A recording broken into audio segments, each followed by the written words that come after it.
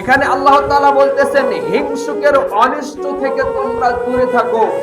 যখন সে হিংসা করে, হিংসুকের কাছ থেকে তোমরা দূরে থাকো।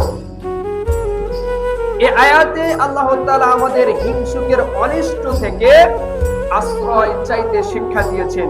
এটি প্রমাণ করে যে হিংসা অত্যন্ত ভয়ঙ্কর একটি গুনাহ। আল্লাহ রাব্বুল আলামিন সূরা নিসার ভিতরে ৪৫ নম্বর আয়াতে আল্লাহ রাব্বুল আলামিন বলেন, আম ইয়াহসুদুনান নাস আলা মা আতাহুমুল্লাহু মিন ফাদলিহি। আল্লাহ রাব্বুল আলামিন বলতেছেন, আল্লাহ নিজ অনুগ্রহে মানুষকে যা দিয়েছেন সেজন্য কি তারা তাদের প্রতি হিংসা করে? এই আয়াত আমাদের শিক্ষা দেয় যে আল্লাহ যার জন্য যা নির্ধারণ করেছেন তাদের সন্তুষ্টি থাকে একজন মুমিনের জন্য অবশ্যক। যে আল্লাহ তাআলা আমাকে যতটুকু সম্পদ দিয়েছেন, যতটুকু নিয়ামত দিয়েছেন, আল্লাহ তাআলা আমাকে ধনী করেছেন, আল্লাহ তাআলা আমাকে গরিব বানিয়েছেন, কোনো আফসোস করা যাবে না। কেননা আল্লাহ তাআলা নিজেই বলতেছেন যে আমি তোমাদেরকে নির্ধারিত করে যা দিয়েছি তা নিয়ে তোমরা সন্তুষ্ট থাকো।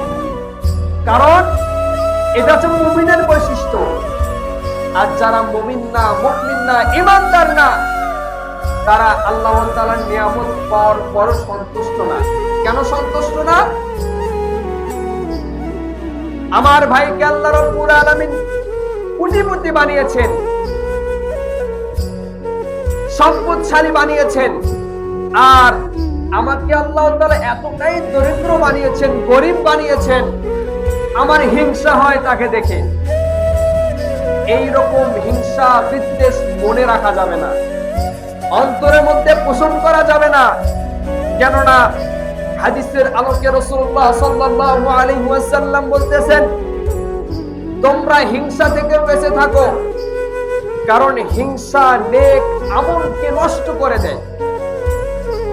এই হিংসা মানুষের ভালো কাজ, নেক কাজগুলোকে নষ্ট করে দেয়। কেমনে? আমি দুনিয়াতে বেঁচে থাকা অবস্থায় রমজান মাসে রোজা রেখেছি, অন্যান্য মাসে নফল রোজা রেখেছি, ইবাদত করেছি, ভালো কাজ করেছি, দান করেছি, সদকা করেছি, মানুষের উপকার করেছি, অনেক নেক আমল আমার জমা হয়ে আছে। কিন্তু আল্লাহর হাবিব সাল্লাল্লাহু আলাইহি ওয়াসাল্লাম বললেন, আপনার আমার অন্তরে যদি একটু যাররা পরিমাণ হিংসা বিদ্বেষ পোষণ করে রাখি আমরা,